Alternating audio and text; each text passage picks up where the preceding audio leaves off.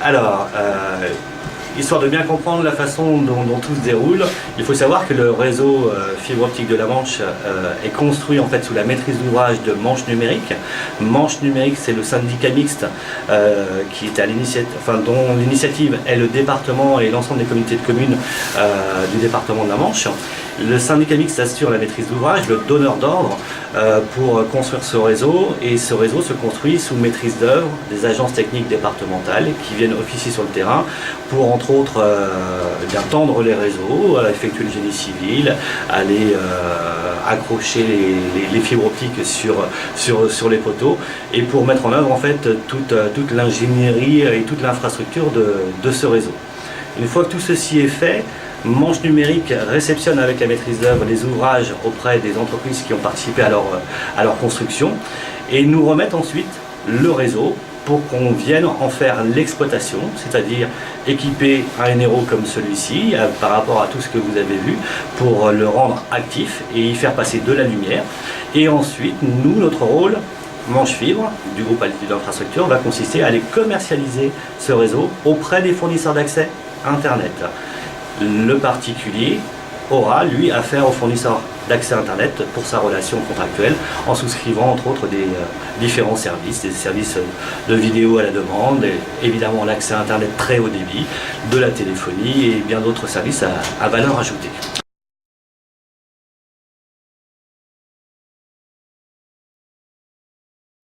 Bienvenue à l'intérieur du NRO de Beaumont-Hague. Un NRO qui supporte en fait la collecte, la distribution de 7 points de mutualisation pour le moment. 2 autres sont prévus dans le futur.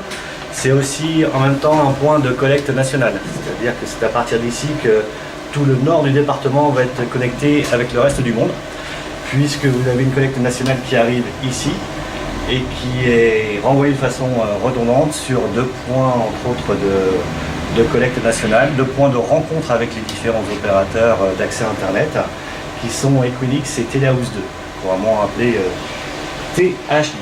Ces parties-là, en fait, c'est ce qu'on appelle un SRO ou encore un PM, un point de mutualisation, ou un sous-répartiteur optique, SRO, puisqu'en fait ce bâtiment, qu'on appelle couramment un shelter, a la particularité d'être colocalisé avec le nœud de raccordement optique. C'est-à-dire qu'à partir d'ici, en fait, on va aller collecter tous les points de branchement optique du secteur Beaumont-Hague, cette fois-ci, et qui vont être ensuite interconnectés avec la partie NRO qui se trouve là. Et là, on découvre les cassettes. Exactement. Avec des fibres levées à l'intérieur. Tout à fait. Ce qu'il faut retenir, c'est que derrière chaque pictel que vous voyez ici, il y a un logement qui est raccordé. D'accord. Voilà. C'est là que le brassage aura lieu entre le coupleur qui se situe en haut à gauche et le logement raccordé. Donc c'est par un passage de jarretière. Nous avons ensuite 2 autres baies ici. Nous allons nous tourner. Celle-ci est la baie en fait Manche Fibre Altitude Infrastructure, qui est destinée à aller proposer du service activé aux opérateurs alternatifs qui sont d'ores et déjà présents sur le département. Il y en a 6 aujourd'hui et qui, en fait, par souci de simplicité de déploiement, simplicité économique aussi en même temps, nous confient le soin d'activer en fait chaque prise pour les collecter en fait directement à Paris dans leur propre point de présence. Les 3 réseaux du réseau d'initiative publique actuellement en construction, c'est-à-dire Sourdeval, Saint-Hilaire et Laigues, ont été construits par 3 titulaires différents. Tout à fait. Que ce soit Sturno, Sogetrail et SPI, il me semble. C'est exactement voilà. Ces 3 zones sont très en retard par rapport au délai initialement annoncé. Quelles sont les causes de ces retards? C'est pas un problème par rapport aux prestataires, parce que c'est 3 prestataires différents. C'est 3 prestataires différents, effectivement, et ils ne sont pas en cause, bien au contraire, en fait, ils sont très proactifs sur le terrain pour construire ce réseau. Les explications des retards, en fait, sont diverses. Il y a notamment, en fait, la jeunesse de ce réseau. Il faut savoir que c'est un réseau très expérimental. C'est la première fois en France, en fait, que l'on tend, enfin, quand je dis on, c'est la collectivité, c'est Manche Numérique, tend un réseau, en fait, qui a pour but d'aller livrer à chaque habitation dans un milieu rural et avec un habitat diffus, une connexion Internet très haut débit.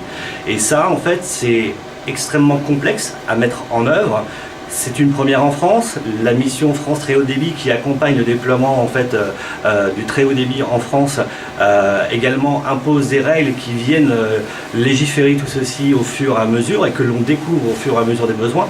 Donc ça prend du temps. Il y a de l'expérimentation à faire, il y a de la formation en fait, des personnels également à réaliser.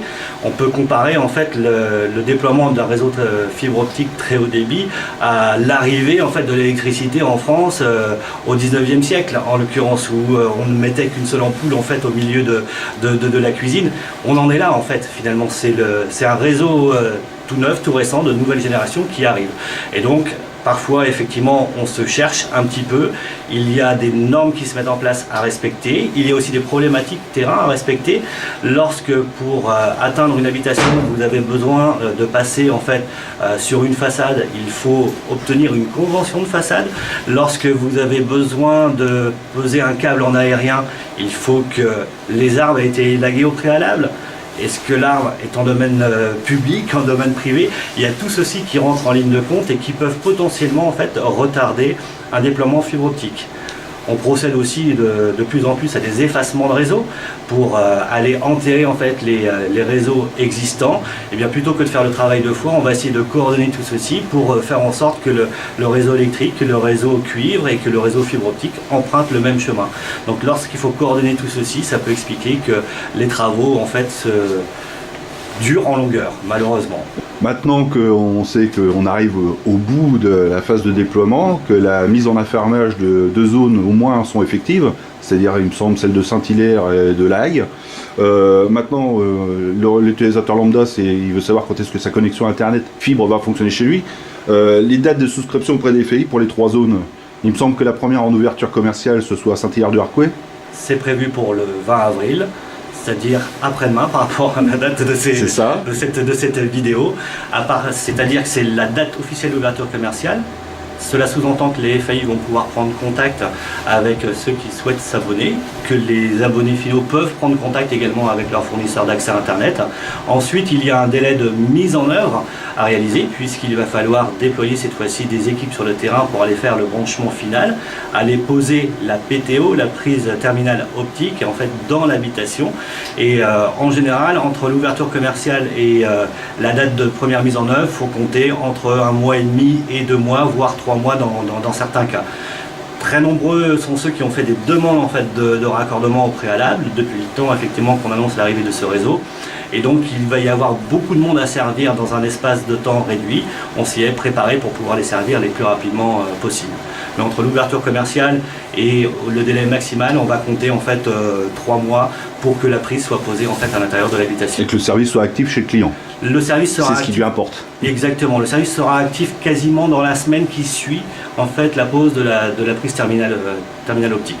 Le plus gros sera fait en fait à la pose de la prise terminale. D'accord. Donc on a dit le 20 avril pour Saint-Hilaire, pour La Hague c'est le 20 mai, c'est ça? C'est une date pressentie. On a encore pas mal de choses. On l'a vu à réaliser. On l'a vu tout à l'heure. Il y a encore des équipements à mettre ici à l'intérieur de CNRO. Ça c'est notre partie. On va le plus vite possible pour essayer de combler les retards. Donc on pressent la date du 20 mai. On va tout faire pour que ce soit cette date-là et pas plus. Et a priori, il y a Sourdeval où il y a un petit souci par rapport au NRO, il me semble. Alors Sourdeval, en fait, on a besoin de transiter par un NRO qui se trouve au Neubourg et qui n'est pas encore activé en termes d'électricité. Il y a en fait beaucoup de travaux de génie civil à finaliser pour pouvoir alimenter électriquement ce NRO, puisque c'est ce qu'on appelle un NRO de passage et qui va nous permettre ensuite d'aller vers Sourdeval. Sourdeval a une ouverture pressentie sur le mois de juillet. Pressentie jeudi. Ok. Alors là, on va parler un peu des délais de pause des PTO. Donc c'est-à-dire, moi je suis client lambda. Un FAI, quel qu'il soit, me propose une offre commerciale, je souscris chez lui. Comment ça se passe après? Lui, après, il envoie une commande. Tout à fait. Il envoie une commande au niveau de notre système informatique. Ça se fait en automatique. Il prend en fait rendez-vous avec les prestataires en charge de poser la prise terminale optique sur ce qu'on appelle un plan de charge, sur un planning. Et suite à cela, en fait, on déclenche nous les opérations sur le terrain pour aller réaliser la pose de cette prise. Alors moi je suis client, donc vous enclenchez un prestataire, quel qu'il soit. Ce prestataire va donc prendre contact directement avec moi pour prendre un rendez-vous pour venir poser la prise directement dans mon habitation. Exactement. Il vous appellera et conviendra d'un rendez-vous avec vous au meilleur moment de la journée pour vous. Alors le prestataire arrive, tout se passe bien, la prise est posée chez moi. Maintenant je me dis, je vais pouvoir brancher mon matériel. Non, pas encore.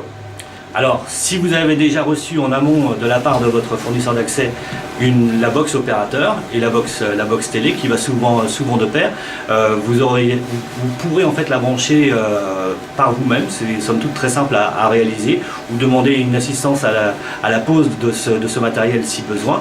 Et à partir de ce moment-là où le branchement est fait, en fait, dans le délai d'une semaine que j'évoquais tout à l'heure, le service sera activé. D'accord, donc on considère qu'une fois la prise posée, l'activation effective c'est 7 jours. Tout à fait.